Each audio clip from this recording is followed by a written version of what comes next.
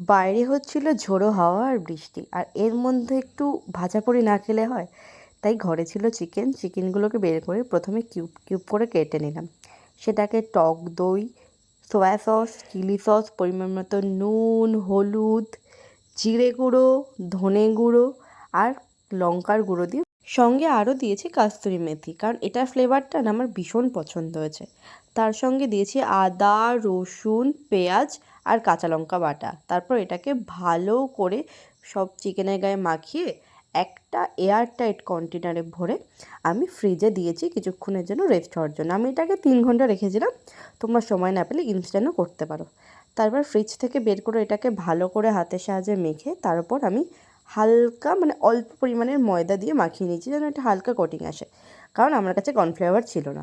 তারপর তেলটাকে একদম সুন্দর করে গরম করে অল্প অল্প করে মানে এক একটা চিকেন দিয়ে ভালো করে এপিঠ থেকে ওপিঠ করে লাল লাল লাল লাল করে ভেজে নেব।